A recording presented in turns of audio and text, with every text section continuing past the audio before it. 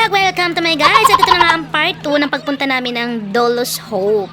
At walang katapusang pila, pumila naman ng pumila. Napakadami po tao talaga ng gabi na yun. At talagang may taga-picture pa. Ito nga, turns na namin, kaya picture-picture muna.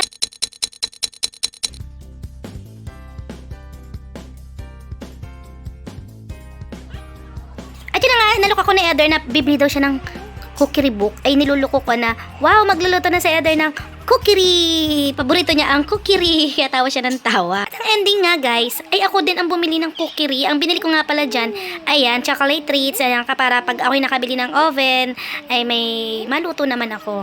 At kami na nga ay uuwi na. At yun lang naman, puro books nga lang ang tinda diyan. Mga souvenir items, Dolo soap.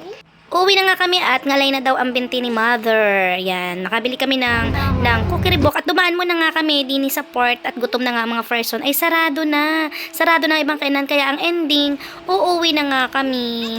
At munti ko pang malimutan dyan ang aking binili ng mga cookery book, mga souvenir item.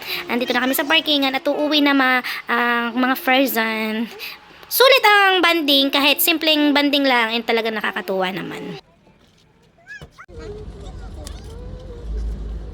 Okay, we're here. Nandito na kami sa mansion. Ay, I forgot.